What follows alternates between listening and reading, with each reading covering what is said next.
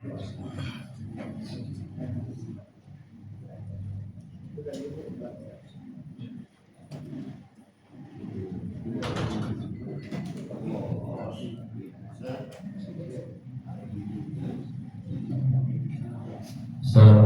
warahmatullahi wabarakatuh.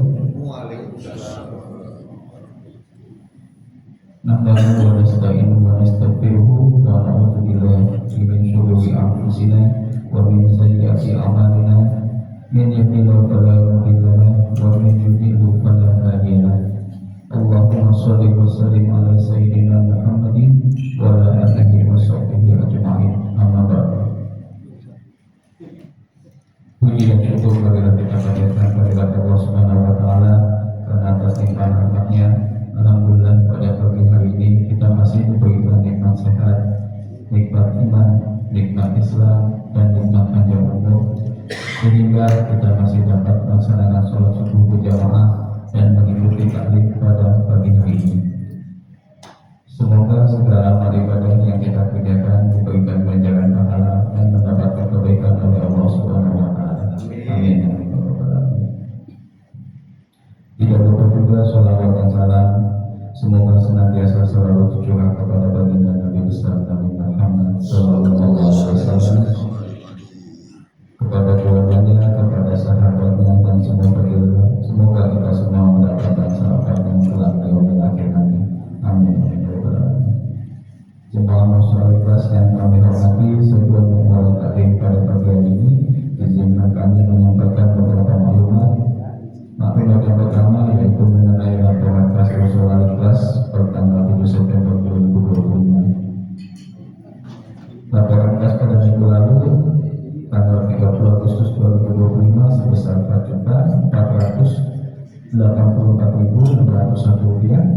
Pemasukan dari tanggal 31 Agustus hingga 3 September 2025 sebesar Rp1.105.000. Pengeluaran dari tanggal 3 September hingga 7 September 2025 sebesar Rp1.893.070. Sehingga sisa kas TKM saat ini sebesar Rp3.696.531. Alhamdulillah, semoga infak dan sedekah yang Bapak dan Ibu jemaah berikan bisa menjadi para jariah dan kebaikan yang tidak akan terputus hingga di yaumil akhir nanti. Amin. Laporan yang kedua yaitu Ustaz yang mengisi kajian pada pagi hari ini diisi oleh Ustaz Haji Waidi Abdullah Isagi. Alhamdulillah beliau sudah hadir di tengah-tengah kita. Marilah kita doakan semoga beliau dan keluarga selalu diberikan kesehatan, dipanjangkan umurnya, dimudahkan segala usahanya, dan selalu dalam lindungan Allah Subhanahu wa taala. Amin. Dan yang akan dibawakan untuk kajian pada hari ini yaitu pahala dan fadilah Maulid Nabi. Nanti pada akhir kajian ada sesi tanya jawab. Jadi jika Bapak atau Ibu ada pertanyaan nanti bisa disampaikan. Demikian informasi yang dapat kami sampaikan. Lebih dari kurangnya kami mohon maaf, dan marilah kita sama-sama menyimak kajian yang akan disampaikan oleh Ustaz Haji Waidi Abdullah Isagi. Kepada Pak Ustaz, Bapak dapat kami persilakan.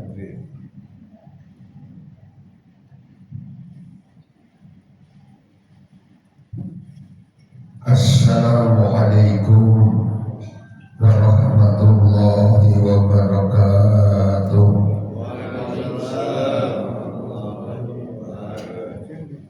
Alhamdulillahilladzi arsala rasulahu bil huda wa dinil haqq liyudhhirahu 'ala ad-dini kulli walau karihal kafirun. Asyhadu an la ilaha illallah wahdahu la syarika lah wa asyhadu anna Muhammadan abduhu wa rasuluhu la nabiyya wa la rasula ba'dah.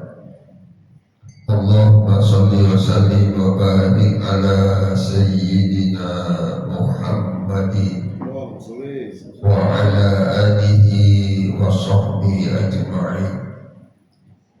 Kama ba'du, qala Allah ta'ala bil Qur'anil Karim wa huwa asdaqul qa'ilin. A'udzu billahi السميع العليم من الشيطان الرجيم بسم الله الرحمن الرحيم لقد كان لكم في رسول الله أسوة حسنة لمن كان يرجو الله واليوم الآخر وذكر الله كثيرا. الآية. وقال النبي صلى الله عليه وسلم من أحيا سنتي فقد أحبني ومن أحبني كان معي في الجنة. وقال أبو بكر الصديق رضي الله عنه من دخل القبر بلا زاد فكأنما ركب البحر بلا سفينة. Bismillah, masya Allah, la yasukul khaira illallah. Bismillah, masya Allah, la yasribu su'a illallah. Bismillah, masya Allah, ma kana min ni'matin faminallah. Wa bismillah, masya Allah, la hawla wa la quwwata illa billahil aliyyil azim. Rabbi shrah li sadri wa yassir li amri wahlul 'uqdatam min lisani yafqahu qawli bi rahmatika ya arhamar rahimin. Shadaqallahu al-azim wa sadaqa Rasulullah sallallahu alaihi wasallam. Jamaah kaum muslimin wal muslimat rahimakumullah, mari kita awali kajian kita dengan baca Al-Quran surat Al-Fatihah. Ala hadiyah wa ala kulli nitin salih ila hadrati Nabi Muhammadin sallallahu alaihi wasallam al-mubasharatu bil jannah wa khususan ila arwahi jami'al qurbi hadzal majlis syuhurillahi lahumul fatihah. A'udzu billahi minasy syaithanir rajim. Bismillahirrahmanirrahim. Alhamdulillahi rabbil alamin arrahmanir rahim maliki yaumiddin. Iyyaka na'budu wa iyyaka nasta'in ihdinas siratal mustaqim siratal ladzina an'amta 'alaihim ghairil maghdubi 'alaihim waladdallin. Amin. Puji dan syukur kita panjatkan kehadirat Allah Subhanahu wa taala yang telah menganugerahkan nikmat yang tak terhingga. Bil khusus nikmatul iman wal Islam, nikmat sehat wal afiat, sehingga dengan memodalkan nikmat ini dapat menghantarkan kita ke tempat yang mulia, tempat yang paling agung. Terlebih saat ini kita sedang berada di bulan yang mulia, bulan yang agung bagi kita umat Islam, karena lahirnya di bulan kita Nabi besar Muhammad sallallahu alaihi wa alihi wasallam. Salawat teriring salam semoga Allah aturkan pada junjungan alam panutan kita Nabi besar Muhammad sallallahu alaihi wasallam, pada keluarganya, sahabatnya, pengikutnya, termasuk kita umatnya yang masih setia mengikuti syariatnya. Moga-moga di yaumil kiamat kelak kita semua termasuk orang-orang yang mendapatkan syafaatul uzma. Amin ya Allah ya rabbal alamin. Para jamaah rahimakumullah, kajian fikih ibadah di sore malam hari ini atau pagi hari ini bertemakan pahala dan fadilah Maulid Nabi.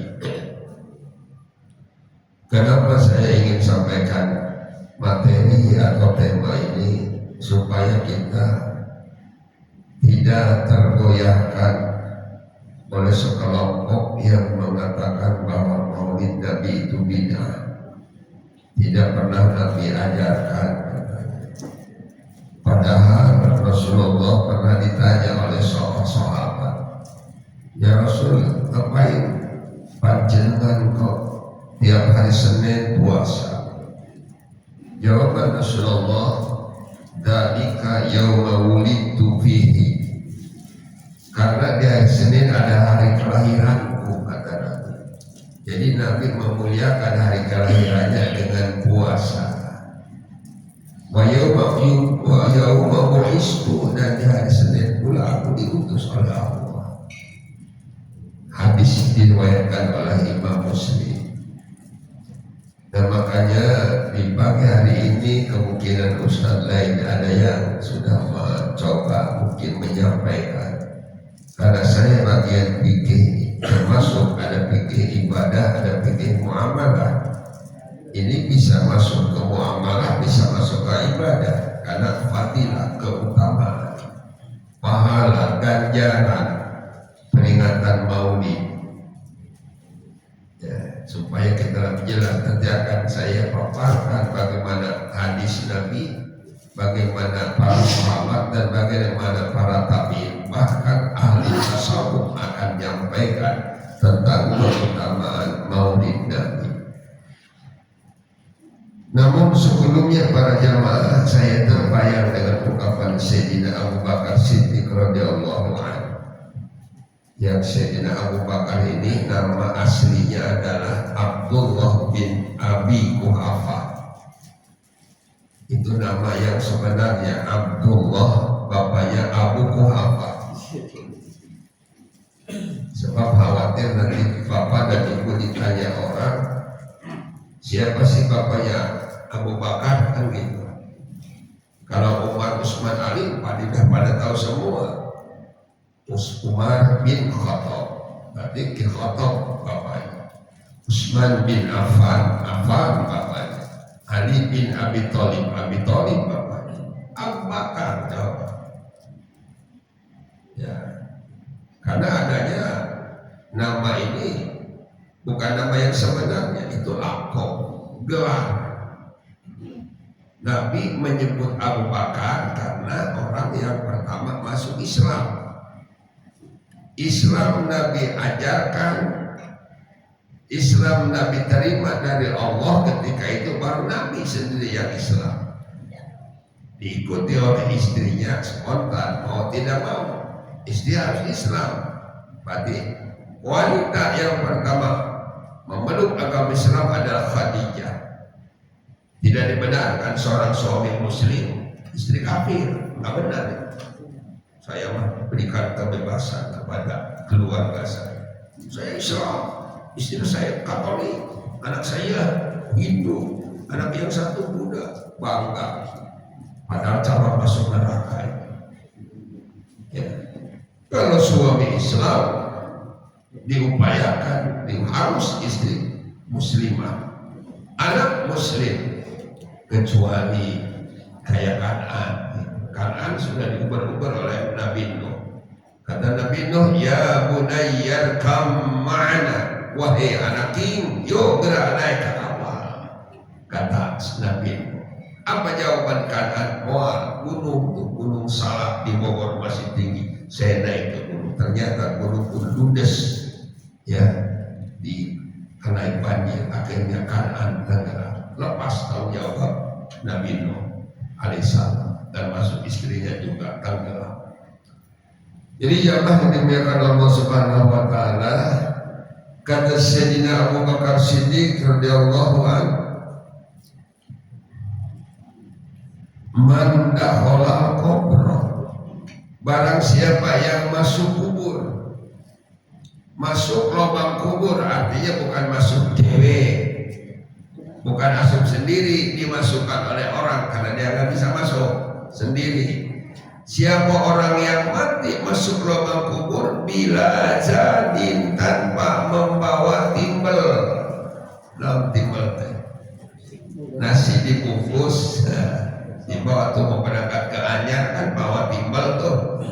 Nah, dia mah kagak bawa, orang-orang bawa timbel, dia kagak bawa. Orang ngampan tikar di pantai buka timbel, awak ECW gigit jari, sedih ya. Sengsara dia di Anyar sana, duit nggak bawa, yang ngirim nggak ono. Nah, berbahaya. Jadi kata Abu Bakar Siddiq, siapa orang masuk kubur bila jadin, tanpa membawa bekal, yang ngirim juga nggak ada. Maka anama rokibal bahro bila safinatin, seolah-olah sama dengan bodoh baik karo wong kang berenang ing samudra, berenang di lautan, tidak memakai kapal atau safina atau perahu.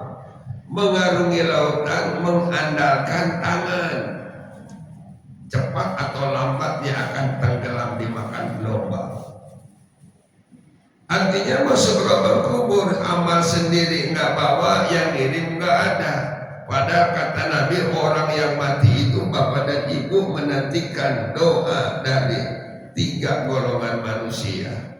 Mal mayyitu fi qabrihi ila kal gharikil mutaqawwis, tidaklah seorang mati kecuali dia bagaikan orang yang tenggelam, berontak-rontak dia mencari lindungan untuk keselamatan. Ada dia rumput dia pegang, ada ganggang dia pegang, ayam gejer dia pegang, dikira bakal menyelamatkan, kagak bisa. Nah makanya kata Nabi, yang tadiru dakwatan, dia menantikan kiriman doa pertama min ibnihi, saking anaknya. Yang kedua wa akhihi, saking saudaranya. Yang ketiga wa sodikin lau, saking friend-friendnya, teman-temannya, tetangganya. Bawa sendiri enggak, yang ngirim enggak ada, nolongso awahe. Maka oleh karena itu jamaah rahimakumullah, berarti kita duduk di majlis yang mulia sedang mengumpulkan bekal untuk mati. Yang kita kumpulkan masih yang jadi malam, malam jadi siang, kepala jadi kaki, kaki jadi kepala. Dengan duit mati tidak dibawa seperak pun. Yang ada di BCA disimpan, begitu sudah jadi almarhum ditinggalkan. Ya, paling direbutkan oleh anak jadi warisan anak. Masih mendingan kalau anaknya kayak di zaman Rasul, ya Rasulullah, my father is dead. Rasul, bapak saya tinggal, wataro kamalan kasiro, meninggalkan hartanya banyak ya Rasul. Harta banyak ditinggalkan, kagak yang dibawa ya Rasul. Ya, kaplingan banyak, kontrakan berapa pintu ditinggalkan semuanya. Bisakah saya sedekah atas nama my father? Kata anak, hebat ya anaknya. Kira-kira anak ibu itu enggak bu? Pak, kalau gitu alhamdulillah. Bisa enggak saya bersedekah atas nama bapak saya? Kata si anak. Luar biasa, ingat kepada bapak. Kata Nabi, na'am, kata Nabi, yes, kata Nabi. Bisa, bener, bisa tenang niku. Nah, payu sodakotun abdul, sodakot apa yang paling utama ya Rasul? Kata sahabat tadi, ingin yang paling utama, jangan main asal lempar aja itu sodakot. Yang paling utama, yang betul-betul nilainya tinggi, biar sodakotnya kecil tapi nilai tinggi. Apa kata Nabi? Saqiyul ma, sodakoh air. Artinya dua tafsiran sodakoh air. Pertama, dimana memang ketika itu orang sangat membutuhkan air, kayak rakyat Palestina sekarang sangat membutuhkan air. Musim kemarau ngek-ngekan misalnya, ledeng semuanya tidak jalan, airnya apa misalnya. Kemudian gali sumur makin dalam, bukan keluar air, bahkan keluar lumpur misalnya. Tapi punya kita masih hebat, masih bagus dah, airnya banyak keluar. Bagi dah, jangan pelit, dibagi. Nah gitu. Nah itu saktiul ma di situ. Yang kedua, lebih luas lagi pemahamannya. Sedekah air artinya sedekah kaya, sedekah yang disedekahnya kaya air. Air itu tidak ada satupun makhluk hidup yang tidak memerlukan air. Makhluk hidup apa yang tidak perlu air? Tanaman kalau nggak ada air mati. Hewan juga mati. Manusia juga mati kalau nggak ada air. Ada sedekah yang sangat dibutuhkan oleh orang yang akan menerimanya itu. Nah, makanya mudah-mudahan kita semua duduk di majlis ini menyediakan bekal untuk menuju alam akhirat, minimal pertama ke alam kubur dulu. Nah, lalu apa kalau di majlis ini duduknya? Di majlis talim ini bapak dan ibu bukan sekedar bekal, bahkan menjelajah, menjajaki jalan ke surga. Kata Nabi, Baginda menyatakan dalam sabdanya, man salaka tariqan yaltamisu fihi ilman sahalallahu lahu bihi tariqan ilal jannah. Siapa orang yang berangkat balik sampai ngantuk-ngantuk, mana dingin, berangkat menuju satu tempat yang di tempat itu ada kajian-kajian ilmu, sedang mengaji, sedang talabul ilmi, sahalallahu lahu bihi tariqan ilal jannah, kata baginda Rasul, maka Allah akan mudahkan untuknya jalan menuju surga. Berarti berangkat ke Al-Ikhlas pagi-pagi bukan sekadar kita niat sholat subuh berjamaah saja, niatmu ada kajian, ada thalabul ilmi. Ini adalah seolah-olah kata Nabi sedang menuju jalan ke surga Allah Subhanahu wa ta'ala. Jadi kalau sudah sering ngaji, sering ke ta'lim, berarti sering menempuh jalan surga, di akhirat gak bakal disambung. Sudah biasa jalan ini. Sebab jalan surga itu banyak. Mau ke Roma saja banyak jalan. Banyak jalan menuju Roma. Bukan Roma Irama. Ya. Apalagi jalan surga. Ya, makanya karena kita udah satu di antaranya ini jalan surga, ya tidak akan nyesal, nggak akan aneh lagi. Tidak perlu lagi kita melihat tulisan-tulisan di jalan ke surga. Udah jelas kita. Nah, makanya berbahagialah orang yang dapat dihantarkan di pagi hari ini ke majlis yang mulia. Mudah-mudahan dicatat di sisi Allah Subhanahu wa ta'ala sebagai orang yang akan dimudahkan jalan menuju surganya Allah Subhanahu wa ta'ala. Ini baru mukadimahnya. Sekarang kajiannya. Allah pagi hari ini menginformasikan kepada jamaah Al-Ikhlas, laqad kana lakum fi Rasulillahi uswatun hasanah. Sungguh telah ada bagi kamu sekalian, jamaah Al-Ikhlas, warga muslim Kano 15 sekitarnya, bahwa diri Rasul itu adalah uswatun hasanah. Sekelilingnya diri Rasul, baik itu penampilan, berpakaian, berbicara, berbuat, itu semua adalah uswatun hasanah, suri tauladan yang baik.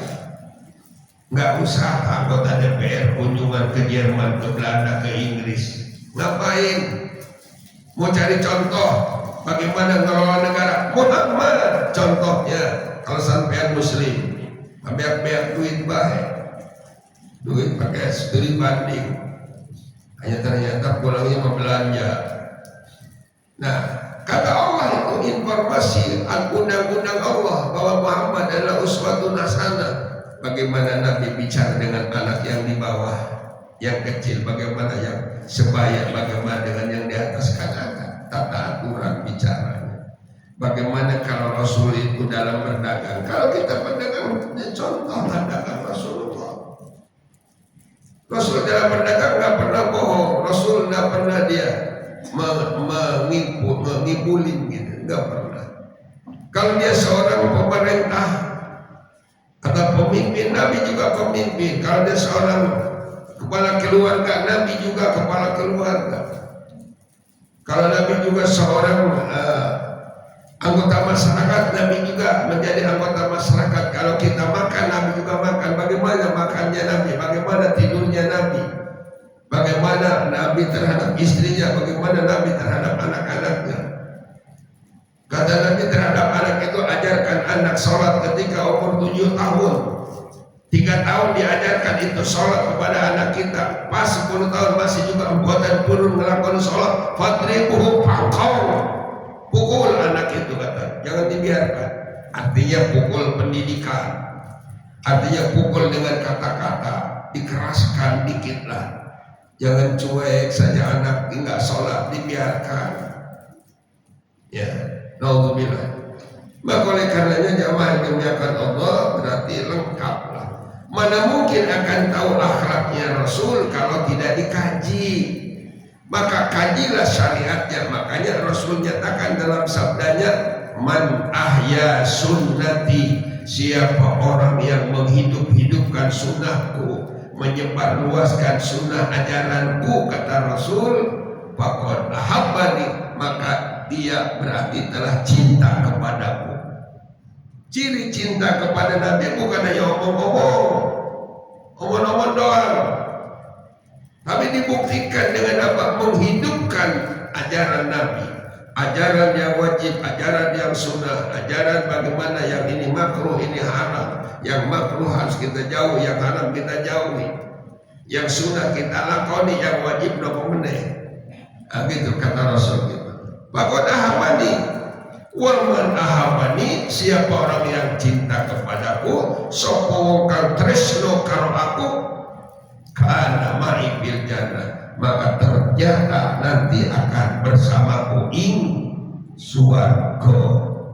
Ing swarga kang ya, bukan di sana tempat rekreasi. Orang sekarang kan yang itu kan tempat rekreasi, tempat hiburan. Surga akan diperuntukkan oleh Allah bersama orang-orang yang mencintai Rasulullah. Kalau sudah mencintai Rasulullah, Allah nyatakan apa kata Allah kalau Qul in kuntum tuhibbunallah fattabi'uni yuhibbukumullah. Kalau sudah kita cinta kepada Rasul, maka Allah menyatakan I love you, kata Allah. Saya cinta kepadamu. Jadi Allah langsung membuat pernyataan. Kalau kita mengikuti ajaran Rasul, karena Rasul itu kekasih Allah, maka Allah menyatakan cinta kepada umat yang mencintai, yang mengikuti ajaran Rasulullah. Mudah-mudahan dengan hati yang bersih, sungguh ini kita dicatat oleh Allah sebagai hamba yang cinta dan dicintai oleh Allah Subhanahu wa ta'ala. Satu permasalahan. Nah sekarang ancang-ancangnya seorang mufasir bernama Ibnu Mukhlid. Kata Ibnu Mukhlid, inna iblisa ronun arba'un ronat. Sesungguhnya si iblis itu berteriak, menangis iblis arba'un ronat, 4 kali teriakan. Kenapa iblis berteriak? Penyebabnya adalah 4 masalah. Dari 4 masalah yang menjadi iblis berteriak, menjerit-jerit kayak orang kesakitan. Ya. Pertama, hina lu'ina, ketika iblis dikutuk oleh Allah. Padahal iblis sebelumnya makhluk yang paling taat kepada Allah, cerdas dan taat, ditugaskan menjaga surga 40 tahun, ditugaskan untuk mengajar malaikat 40 tahun. Malaikat aja diguruin atau diajarin oleh iblis. Kemudian jihad di muka bumi 40 tahun, 120 tahun, gara-gara menolak perintah hormat kepada Adam, enggak mau, maka dikutuklah, menjeritlah iblis karena dilaknat oleh Allah. Kemudian wahina uhbito ilal ardi, menjerit lagi ketika dinyatakan iblis sia turun ke muka bumi, jangan di surga, tepantas sia diam di surga. Begitu kata Allah. Diturunkan ke dunia, menjerit lagi iblis. Kemudian yang ketiga menjerit lagi karena ketika diturunkannya surat Al-Fatihah, karena Al-Fatihah itu surat serbaguna. Datang masyarakat dan tergenduit KDKM, cik DKM, ayat infak sedekah dari sebulan, ganjarannya untuk sebulan terus sampaikan yuk kita baca Fatihah Al-Fatihah. Bermacam-macam itu doang, masih diawali dengan Al-Fatihah. Makanya paling kagak suka iblis dengan Al-Fatihah. Berteriak lagi. Yang keempat, iblis berteriak ketika dengan berita Muhammad lahir. Ketika Nabi Muhammad lahir, iblis berteriak, menjerit dia karena saking gak sukanya, karena musuh dedekot itu. Rasulullah itu kata si iblis, sekian banyak musuh, maka Muhammad kau yang paling kelas berat.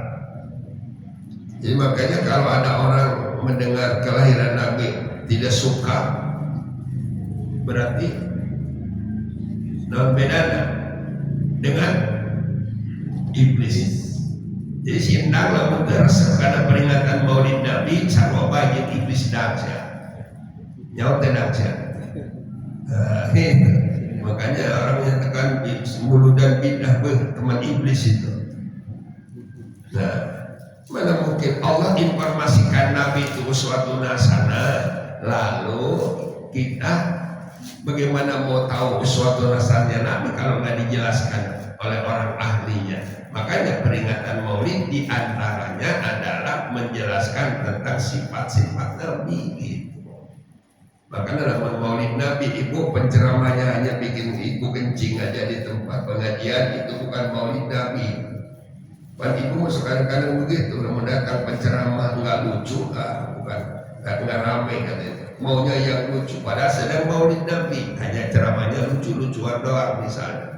Nah, tidak menjelaskan bagaimana itu sifat Nabi, bagaimana perjuangan Nabi gitu. Nah, makanya alhamdulillah pagi hari ini kita dicatat mudah-mudahan oleh Allah sebagai orang yang sedang ngaji tentang Maulid Nabi, dan mudah-mudahan dicatat sebagai orang yang mencintai Rasulullah Sallallahu Alaihi Wasallam. Nah, jadi begitu penjelasan Ibnu Mukhlid. Iblis tidak suka dengan lahirnya Nabi.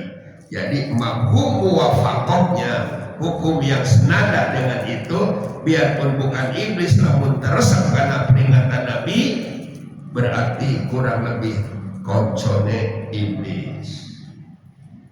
Nah, baik, sekarang bagaimana kata baginda Rasul tentang Maulid ini?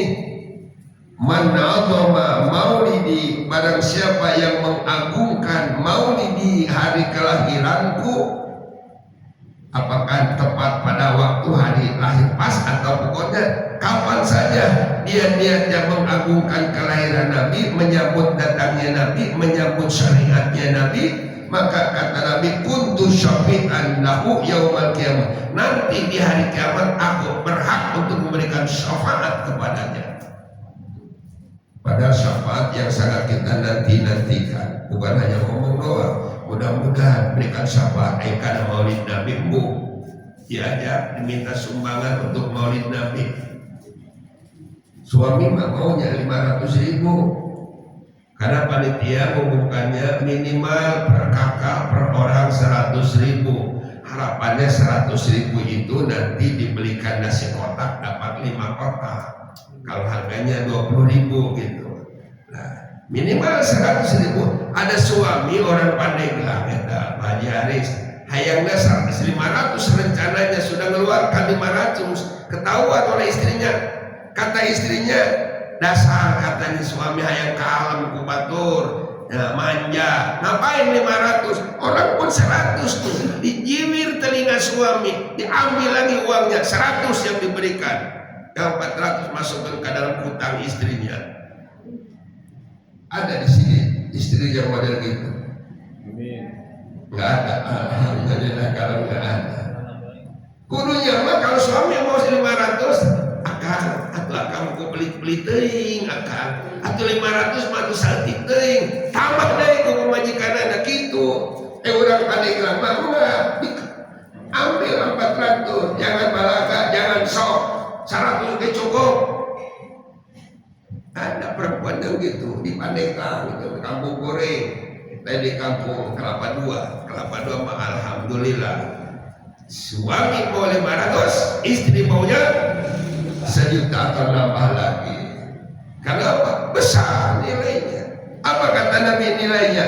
Man anfaqa dirhaman, siapa orang yang membelanjakan duitnya 1 dirham, kurang lebih 100.000 lah namun dirupiahkan, fi maulidi, untuk peringatan mauludku, kata Nabi, maka anama, maka seolah-olah sama dengan anfaqo jabalan min dahabin, sarua jeung membelanjakan duit yang segede gunung yang dibuat gunungnya dari emas fi sabilillah, di jalan Allah. Sadirham sama dengan sedekah gunung emas, kata Nabi. Ini mentamsilkan saking gedenya fadilah, keutamaan ganjaran Maulid Nabi. Sampai Nabi katakan jabalan min dahabin, gunung yang dibuat dari emas, segede gunung emas, dibelanjakan di jalan Allah. 1. Kemudian Abu Bakar, sekarang peruntut saja di bujung enggalnya. Wa qala Abu Bakar Siddiq radhiyallahu anhu, Dan berkata sebuah Abu Bakar Siddiq, man anfaqo dirhaman, siapa orang yang membelanjakan duitnya 1 dirham fi maulid dan Nabi sallallahu alaihi wasallam, dalam rangka adakan peringatan maulid Nabi. Apakah peringatan maulid Nabinya ada penceramahnya? Apakah hanya sekedar baca Al-Marjanji? Apakah baca Sintuduror? Apakah baca Syarhul Anam? Apakah membaca lagi apa saja yang ada kaitan dengan riwayat Nabi? Maka kata Sayyidina Abu Bakar, kana rofiki bil jannah, ternyata itu uang yang dibelanjakan untuk maulid Nabi akan menjadi teman saya bil jannah ing suwarga.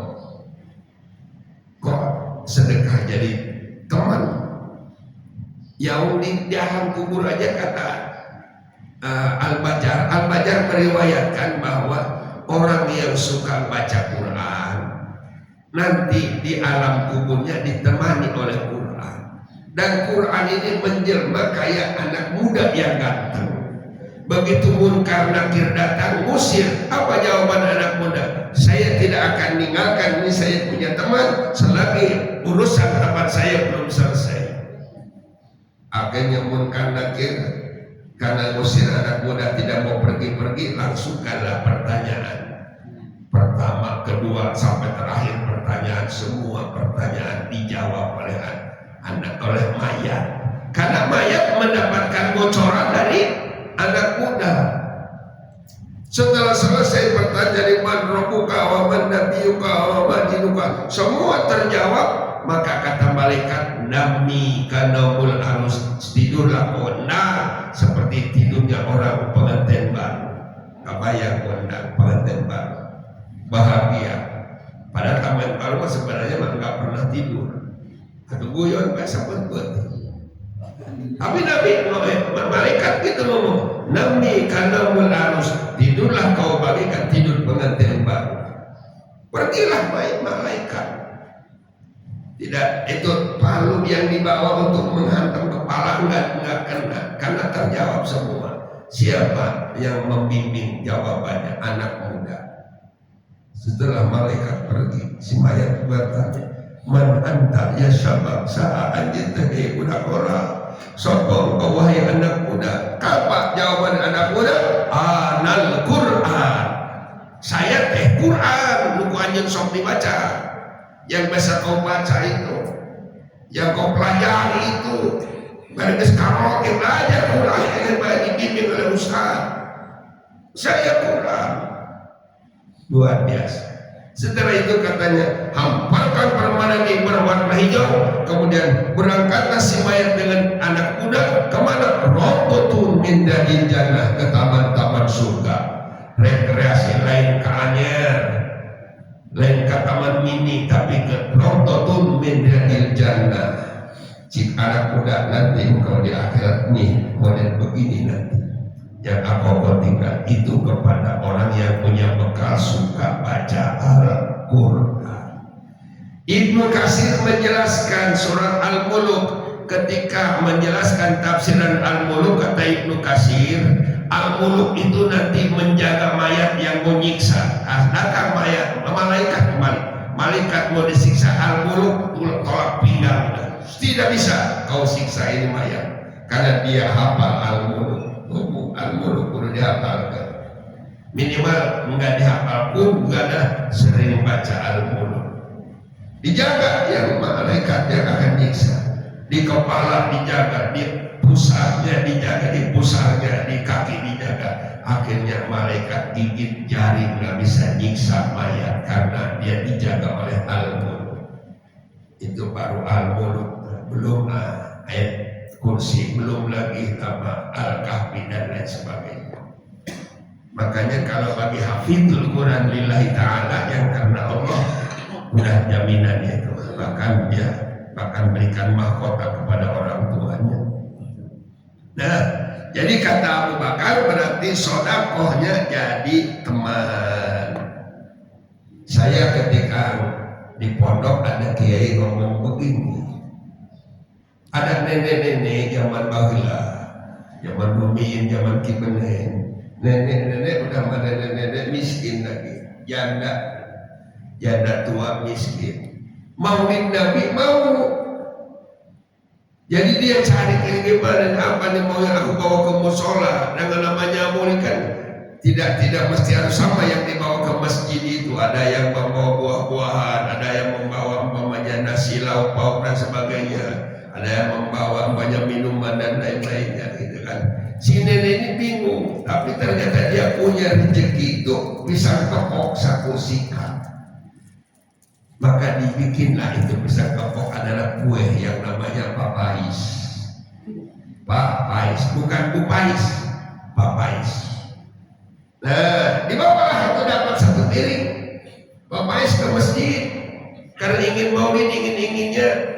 Menurut riwayat begitu dia sekali waktu di alam kubur mau ada siksaan ke dia, maka papais pada keluar dia menjaga mereka. Wes, jangan kau siksa. Ini adalah saya papais mulutnya Nabi, cinta kepada Nabi. Akhirnya dapatkan syafaat papais karena papaisnya dengan niat mengagungkan maulid Nabi. Itu kata kiai. Saya enggak buat-buat. Kiai yang ngomong, mudah-mudahan kiai benar. Ya.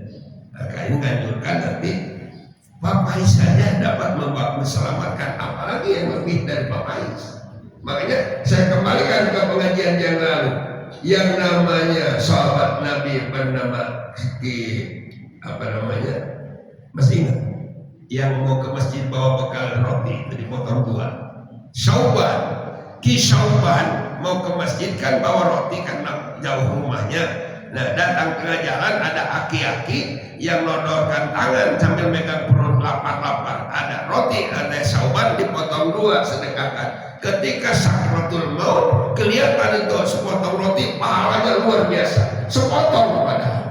Ngomong dia sebelum meninggal itu, kenapa ya? Nyesel aku kenapa aku berikan semua itu roti. Setelah Nabi datang, istri Syauban ngomong begitu. Itu adalah katanya karena suamiku dulu pernah sedekah sepotong roti. Kenapa yang gak aku berikan gamis yang dalam yang putih ini yang gak aku berikan? Kok aku berikan jaket yang butut yang diberikan kepada kakek-kakek yang menggigil kedinginan? Selembar kain yang butut aja nilainya tinggi karena sangat dibutuhkan. Apalagi kalau aku berikan gamis yang bagus ini, kata dia. Ternyata Syauban pernah sedekah dengan jaketnya yang butut karena yang menerima orang yang sangat membutuhkan pahalanya besar. Nah, makanya jangan aneh kalau Abu Bakar mengatakan bahwa sedekah maulid nanti menjadi teman di surga. Wa qala Umar radhiyallahu an, berkata sapa Umar radhiyallahu an, man adama maulidan Nabi sallallahu alaihi wasallam faqad ahya Islam. Sungguh dia telah menghidupkan Islam. Cara menghidupkan Islam adakan maulid Nabi. Keluarkan biayanya. Nah, itu Sayyidina Umar yang mengatakan. Jadi menghidup-hidupkan Islam sesuai dengan kata Nabi tadi yang di awal kita. Man ayat sunnati faqad ahabani.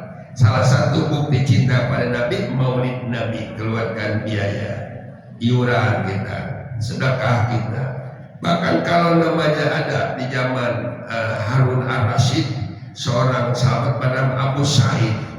Abu Sa'id diterangkan dalam kitab Irsyadul Ibad karangan Syekh Nawawi, itu motong ayamnya pagi hari 10.000 ayam. Yang maulid dan 10.000 ayam dijadikan sidangan untuk maulid. Kambingnya 5.000, ontanya 1.000 onta. Saking cintanya kepada Nabi, begitu sedekahnya. Nah, ini para jamaah dimuliakan Allah, jangan dianggap main-main peringatan maulid dengan sedekah. Padahal hanya banyak baca berjanji doang atau baca Syarhul Anam doang dan lain sebagainya. Apalagi kalau lebih daripada itu. Wa qala Utsman bin Ibnu Affan radhiyallahu anhu, Sayyidina Utsman sekarang yang berkomen menggeser kepada kita. Kata Sayyidina Utsman, man anfaqa dirhaman, siapa orang yang membelanjakan uangnya 1 dirham ala qiraati maulidan Nabi, untuk membaca maulid Nabi. Berarti tidak ada ceramahnya, aja baca maulid Nabi saja. Ya Nabi salam alaika, ya Rasul salam alaika. Nah, ketika dibaca itu maka kata di sini dikatakan oleh Ma'ruf Kahfi, ya Ma'ruf Kahfi yang komentar ini. Ketika itu katanya waktu dia membaca Nabi, tabakhara wa ta'akhara, membakar bukhur dan menyebarkan wangi-wangian. Tabakhara, bukhur dibakar. Bukhur itu ya yang kayak serbuk gergaji itu. Bara api keluarkan, masukkan dan keluar asap. Asapnya harum. Atau ta'akhara, wa ta'akhara menyebarkan, nyemprotkan wangi-wangian ketika itu. Makanya karena Sayyidina Utsman tadi, kalau dia maunya menafkahkan tadi hartanya di jalan Allah, yaitu dalam peringatan Maulid Nabi, dalam membaca Maulid Nabi tadi, contohnya maham qiyamnya ya Nabi salam dan seterusnya, ya, maka di sini kata Sayyidina Utsman, maka annama syahida yaumal waqatil badri wa hunain, ganjarannya sama dengan ganjaran orang yang mati syahid pada perang Badar dan perang Hunain. Ganjaran bersedekah untuk Maulid Nabi, sekadar membaca Maulid Nabi, maka sama dengan ganjaran orang yang gugur di medan perang Badar dan perang Hunain. Wa qala Aliyun karramallahu wajah. Beda Ali punya gelar karramallahu wajah. Kenapa dimuliakan wajahnya Sayyidina Ali? Karena Ali dari kecil nggak pernah nyembah berhala, makanya dapatkan gelar karramallahu wajah. Dari kecil sudah masuk Islam. Apa kata Sayyidina Ali? Man a'dhama maulidan Nabi sallallahu alaihi wasallam, siapa orang yang mengagungkan maulid Nabi, apakah dengan hanya membaca sholawat, apakah dengan sedekah, apakah dengan ada kajian-kajian atau ceramah-ceramah agama, mau'izatul hasanah. Kata Nabi, kata Sayyidina Ali, la yakhruju minad dunya illa bil iman, tidak akan mati dia keluar dari dunia kecuali mati dalam membawa iman, mati husnul khatimah. Mudah-mudahan sudah peringatan Maulidnya. Gimana? Udah belum di sini? Belum. Nah, apalagi belum ini. Kalau ada niat untuk tidak, hati-hati. Kata Ibnu Mukhlid tadi, apain maulud-mauludan, kata Yesus itu mumpamanya. Berarti kalau gitu Pak Haji, kita disamakan Al Mukhlid dengan iblis laknatullah naudzubillah. Yuk kita maulid Nabi diadakan. Apapun nanti yang kita hidangkan, yang kita sajikan, ya kan tadi nilainya tinggi, sengaja nilainya tinggi, luar biasa, dan membuktikan kecintaan kita kepada Rasulullah. Ya nggak usah terlalu banyak-banyak lah barangkali. Kalau satu orang tadi 5 besek aja berarti 100.000, sama dengan sedekah gunung emas, kata Rasulullah. Nah, gitu. Di pesantren saya insya Allah, pesantren yang satu ini di Pandeglang, sudah kembali diinformasikan tanggal Ahad depan, hari ini Ahad lagi. Itu kalau di sana itu para wali santri ditempatkan 5 parsel, 5 apa namanya, 5 itu apa ya, parsel kayak model parsel di sana gitu model. Jadi dibikin tuh dalam satu wadah, di bawahnya ada nasi, ada lauk pauk, di atasnya ada kue-kue segala macam. Bahkan kalau yang memang dia kaya dan kebetulan juga enggak pelit gitu, ya luar biasa bikin yang sebesar-besar, nanti dibagikan kepada jamaah, ya pada jamaah. Bahkan ada uangnya segala macam, dan saking merasa melakukan maulid Nabi begitu. Jadi maka kita ini jangan sampai tidak sekecil apapun ada menamakan peringatan maulid Nabi atau mengagungkan kelahiran Nabi Sallallahu Alaihi Wasallam. Nah, insya Allah di Lautse, di Masjid Lautse nanti malam. Nah, sudah saya informasikan Ustaz, ini jadwal pengajian Ustaz. Nanti malam Senin sekaligus kita niatkan peringatan Maulid Nabi, kata DKM-nya. Siap saja. Atau ada enggak atau nanti ayam matinya. Tapi yang jelas diniatkan dengan peringatan Maulid Nabi. Pahalanya kata Sayyidina Ali adalah, maka dia tidak akan mati kecuali mati membawa iman. Itu Sayyidina Ali wa karramallahu wajah. Kalau Imam Syafi'i sedikit, Kata Imam Syafi'i rahimahullah, man jama'a li maulidin Nabi sallallahu alaihi wasallam, siapa orang yang berkumpul untuk peringatan maulid Nabi, kata Asy-Syafi'i, kemudian kumpul ikhwanan, saudara-saudara dipanggil, wahayyan ta'aman, siapkan makanan-makanan, wa akhla makanan, menyiapkan tempat yang bersih, yang rapi, yang indah, wa amalan sholihan, berbuat kebaikan-kebaikan, wa soro sababan li qiraatihi, maka maksudnya adalah sebab itu lakukan karena untuk memuliakan kelahiran Nabi. Wa asallallahu ta'ala yaumal qiyamah, akan dibangkitkan oleh Allah nanti di hari kiamat, ma'as-siddiqin, berbarengan dengan para siddiqin, wa syuhada, dengan para syuhada, wa sholihin, dengan para sholihin, wa yakunu bi jannatin na'im, dan akan dia tempatkan di surga yang penuh dengan kenikmatan. Siapa yang bilang? Imam Syafi'i.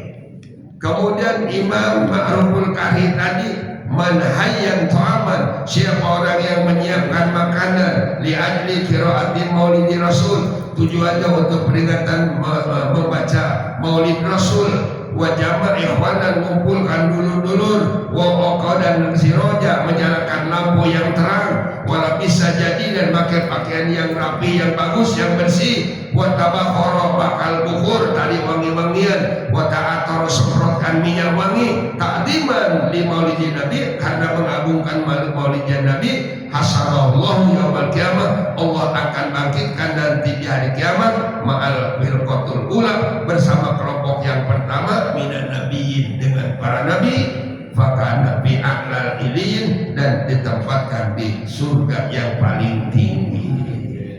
Ma'ruf Qari. Terakhir yaitu Imam Hasan Basri. Kata Hasan Basri, seorang sufi, ya, wadatu laukana li misli Jabal Uhud, aku lebih senang, kata beliau, andai kata saya memiliki harta segede gunung Uhud, dahaban yang gunung Uhudnya dibuat dari emas, liunfiquhu, maka niscaya akan aku belanjakan itu gunung Uhud yang segede gunung emas segede Uhud tadi, ala qiraatin maulid Rasul, untuk peringatan maulid Rasul. Itu Syekh Hasan Basri yang udah jelas dia seorang waliullah, seorang sufi, dia masih punya angan-angan, andai kata saya punya emas segede gunung Uhud, niscaya saya akan belanjakan untuk peringatan maulid Nabi. Itu padahal sudah namanya Hasan Basri. Siapa yang tidak tahu dengan Hasan Basri? Seorang sufi, seorang ulama karismatik luar biasa, masih berangan-angan ingin sedekah. Wallahu a'lam bishawab. Aduh, habis waktunya. Amin. Ayo, masih ada kurang lebih 5 menit atau 10 menit, silakan. Demikian bagian yang telah disampaikan oleh Ustaz Haji Junaidi Abdul Hadi. Jika ada pertanyaan dari Bapak atau Ibu terkait dengan yang tadi disampaikan, maka silakan. Boleh.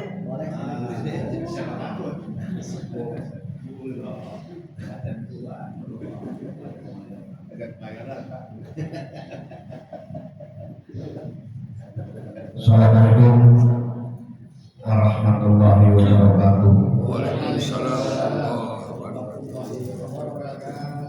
Apa yang tadi dibicarakan bahwa peringatan maulid, yang saya tahu sejak kecil perayaan maulid identik dengan makan-makan, identik, ya.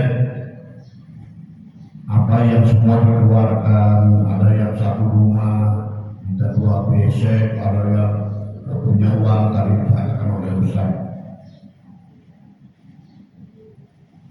Apalagi dikatakan tadi bahwa saya ini ahli memberikan aplaus, ya, bahwa memberikan sesuatu. Yang saya pertanyakan gini Pak Ustaz, apakah mau identik dengan makan-makan? Ya, kalau tidak ada makan gimana? Hanya berjanji mengucapkan maulid, Yang saya tahu sejak kecil ya di desa, ya memang begitu. Bahkan ceramah pun hampir tidak ada, bukan tidak ada ya. Hanya berjanji, kemudian pesta makan-makan. Apa yang harus seperti itu? Apa identik dengan itu? Kalau tidak ada itu gimana? Iya. Ya, itu satu persatu. Yang kedua mungkin bukan tema di sini. Tadi dikatakan ada sisa kubur, ya, Al-Quran ada yang menjaga. Padahal dia mati sudah dipisahkan arwah dengan jasadnya. Kemudian dibangunkan di badan masa, dibangunkan kembali. Di sisa kubur, ruhnya jauh diambil sama Allah. Hak Allah benar-benar Allah untuk menyambut ruhnya. Dan dikuburkan adalah hanya jasadnya. Saya ingat sekali dengan satu rumah ulama, ya, sekujur mayit, ya,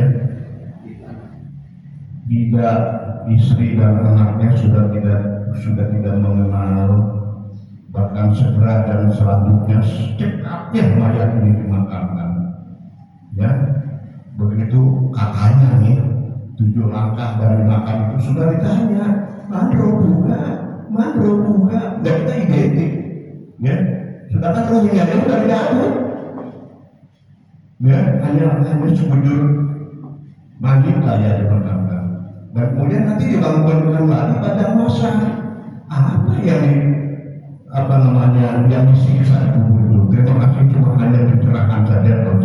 Wassalamualaikum warahmatullahi wabarakatuh. Waalaikumsalam. Pertama, ada riwayat di awal-awal Islam, kata Nabi, potong kambing, bikin kambing guling kalau bahasa kita, undang jamaah, ada apa? Makan kambing guling. Oh, zaman Nabi ramai orang karena ada kambing guling. Tujuan Nabi kambing guling itu maksudnya habis makan kambing guling Nabi memberikan kajian sedikit mengenalkan tentang Islam. Ternyata apa yang terjadi? Kami diundang oleh sampean untuk makan kambing guling. Kambing guling sudah selesai. Alhamdulillah, terima kasih kami sudah dijamu dengan kambing guling. Pada pulang semuanya. Kata Nabi, nggak ada misi kita. Iya benar, kalau ente ngomongin iya memang ngomong juga bahwa ada santapan jasmani kambing guling. Yang mana Nabi? Undang lagi, kambing guling lagi. Minggu berikutnya diundang lagi. Sebelum kambing guling disantap, maka rohaninya disiram dulu oleh Nabi. Mau pula kambing guling belum keluar. Nah udah, di situ nampak yang cinta kepada Nabi dengan yang tidak cinta, yang dulu dan sebagainya. Berarti di zaman Nabi juga ada namanya mau santap itu ada istilah itu. Jadi makanya di masyarakat kita identik dengan tidak ada satu acara yang tidak ada makan. Ya, kematian aja masih makan, luar biasa. Ya, gitu. Yang kedua kata Nabi, as-shadaqah tadfa'ul bala. Sedekah bisa menangkis bala dan bencana. Jadi kalau kaitan tadi bahkan diungkapkan oleh para sahabat dan para tabiin tadi tentang Maulid Nabi tadi, memang dari sononya sudah ada, dari sononya cerita sedekah mah tetap ada. Makanya artinya bukan berarti kalau tidak ada basicnya lalu kita tidak adakan Maulid Nabi, tapi alangkah indahnya tak barengan kita ya, berbarengan antara peringatan Maulid Nabi tadi dengan sedekah-sedekahnya, karena tadi nilainya luar biasa di hadapan Allah Subhanahu wa taala. Diadakan satu gabungan gitu. Nah, makanya itu tetap ada keterangannya di zaman Rasul pernah seperti itu. Hampir semua kita, makanya kata teman-teman waktu di Kalimantan orang Cina, ayo katanya umat Islam nih, lita sedekah semua ada acara pasti ada makan luar biasa. Makanya orang Islam itu nggak bakal kaya kata si Cina gitu. Tapi ternyata ya yang kaya berkaya, sebab kaya itu bukan urusan kita, urusan Allah. Kalau Allah takdirkan kaya, kayalah dia. Ya, walaupun dia tidak siang malam dijadikan waktu untuk bekerja. Karena Allah yang ngatur. Karena itu kata Sayyidina, karena Imam Malik, Syafi'i, rezeki itu tidak dicari pun tetap datang. Enggak bisa kata Imam Syafi'i, tuan guru harus bekerja. Kalau nggak kerja nggak bakal dapat uang, enggak katanya. Akhirnya kan terjadi satu peristiwa, Imam Syafi'i pulang dari silaturahmi, ketemu yang panen anggur, ikut metik anggur, dapatlah 2 ikat upah metik anggur. Ketika ingat punya anggur 2 ikat, ingat dengan tuan guru, aduh ini kalau tuan guru dikasih ini luar biasa. Balik lagi Imam Syafi'i bawa anggur 2 ikat, 1 ikat disedekahkan ke Imam Malik gurunya. Nah ikan yang kerja kan ente, aku nggak kerja tapi dapat tuh anggur. Iya. Nah, siapa tahu lawan guru berfatwa benar gitu. Imam Syafi'i juga benar gitu. Dua-duanya benar. Nah itu fikih namanya. Itulah kesemuanya kaitan itu makan mah. Jadi jangan gentar. Ada orang katanya makan di masjid, nggak boleh karena kotor. Jangan sampai berantakan dalam masjid gitu. Yang kedua, adab kubur tadi. Ya memang mayat sudah diambil nyawanya dari jasadnya, tapi ketika mau disiksa, kalau nggak ada ruhnya itu ngapain disiksa? Nggak bakal terasa sakitnya karena sudah mati. Makanya katanya dikembalikan. Kalau ada orang yang kurang yakin kesembuhan, silakan aja ente nyoba-nyoba aja gitu, semalam aja. Tapi yang jelas begitu menguburkan pulang, kata keterangan kan gitu, datang malaikat ketika munkar nakir datang, maka roh itu dimasukkan kembali karena Allah memegang itu roh, Allah kembalikan lagi. Siapa yang mau melarang? Rohnya milik Allah dikembalikan lagi, maka disiksalah di situ. Kalau ada yang kurang yakin, silakan nyoba saja, jajan lagi sabeting gitu. Kalau enggak hancur lebur, kan ada riwayat yang di medsos sudah muncul, seorang dulu dia karyawan satu bank meninggal dia gara-gara salah masuk kubur di Jakarta. Kuburannya ini kuburan orang kondisi, akhirnya yang punya kuburan tidak terima, diangkat kembali, padahal yang kuburan udah pada pulang, udah reject gitu. Jenazahnya udah hancur itu. Nah itu jadi saya meyakin karena itu adalah gaib. Yu'mina bil ghaib itu ada termasuk kubur itu adalah gaib. Makanya karena gaib walaupun mik dimasukkan ke dalam kuburan dan coba masukkan miknya, mik kecil ke dalam kuburan, coba keluarkan corongnya deh, coba pasang corongnya, kedengaran enggak tangisan mayat? Kedengaran enggak munkar nakir bertanya? Enggak bakal kedengaran. Tapi yakin ada siksa kubur karena gaib tidak bisa direkam. Nah gitu. Saya kira gitu. Mudah-mudahan jamaah ikhlas tidak ada yang punya pemahaman apa iya ada siksa kubur. Jangan apa ya, dicoba aja. Ada ini dari bapak Ibu, ada ibu. Coba ke ibu dulu. Kasihkan mic-nya dengan ibu.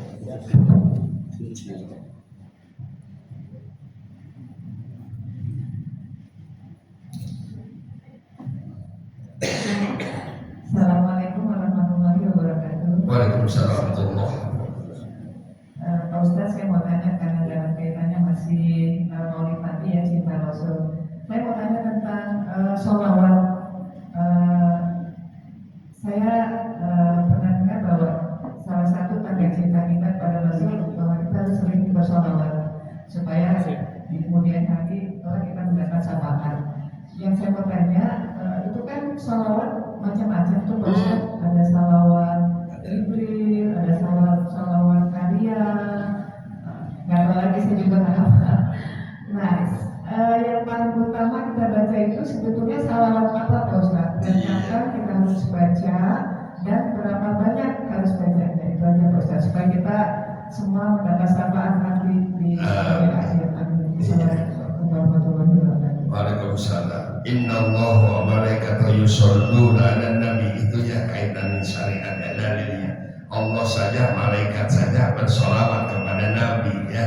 Apalagi kita umatnya yang mengharapkan syafaatnya nanti. Lalu pertanyaannya, syafaat apa yang solawat apa yang harus kita baca ya, karena banyak. Makanya Ini dalil yang umum kalau pakai ilmu usul fikih kemudian ditaksis oleh kita. Nah, ya kan ada sholawat tafrijiyah, ada sholawat nariyah, ada sholawat jibril, ada sholawat macam-macam nama sholawat itu kan. Maka ada sholawat badar gitu kan. Pada intinya yang penting ada ungkapan sallallahu ala Muhammad sallallahu alaihi wasallam. Jadi minimal yang paling ringan adalah salawat yang pernah diungkapkan oleh Jibril, yang disebut salawat Jibril sallallahu ala Muhammad sallallahu ala Muhammad. Begitu minimal. Itu sebenarnya tidak ada ditaksis artinya harus salawat ini, enggak. Bahkan ada orang yang kadang-kadang menyalahkan salawat. Salawat itu katanya musyrik gitu. Nah, nggak usah kita sampai ke sana.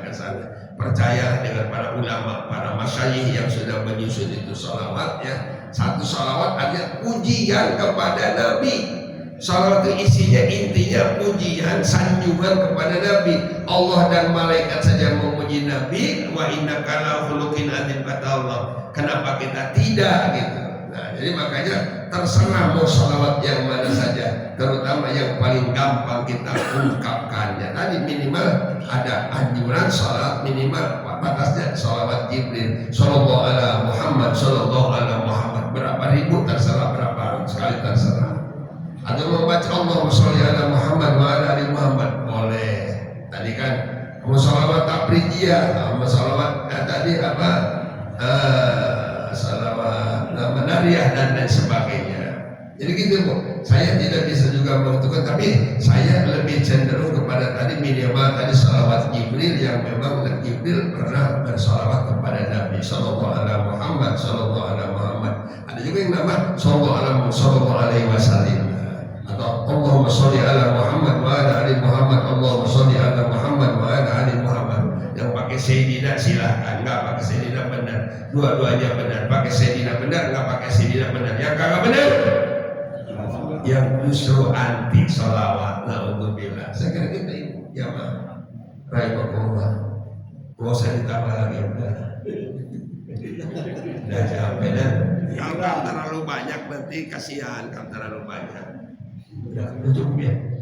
Masih ada. Terakhir ya mana terakhir katanya. Tadi untuk 3 saya nama pertanyaan Pak Haji Agis tadi mengenai siksa kubur. Kalau yang nggak dikubur gimana dong Ustaz? Apa yang diplomasi yang jadi bagaimana? Iya. Bagaimana orang hidup kan menjadi debu gitu kan? Ya. Itu tadi ya katakan. Adam tidak ada jadi ada, apalagi udah ada debunya, apalagi. Pokoknya kalau Allah makun payakun aja dah. Ya tidak ada kata. Bagaimana kalau orang yang tenggelam di laut nggak dapat hisab kubur dong? Dicoba aja. Allah mah gampang. Kun payakun idza arada syai'an ayyaqula lahu kun. Jadi maka jadi untuk disiksa gitu. Nggak mungkin Allah ingkar dengan janjinya. Jangan khawatir. Alamun aja kenapa? Saya mah kata mikirin, jangan dipikirin. Itu urusan Allah.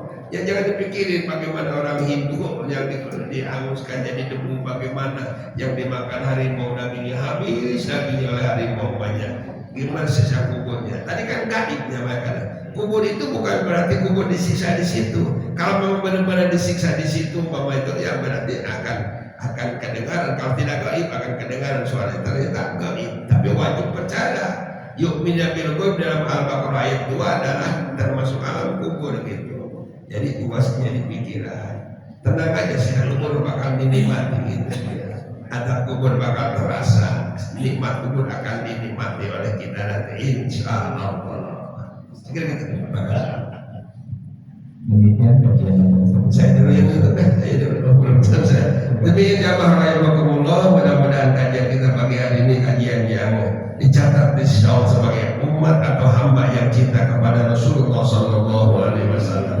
Kurang lebihnya mohon maaf. Baik, kita tutup dengan kafaratul majlis. Subhanallah wa bihamdika asyhadu an la ilaha illa anta astaghfiruka. Wassalamualaikum warahmatullahi wabarakatuh. Terima kasih untuk kehadiran Bapak dan Ibu sekalian.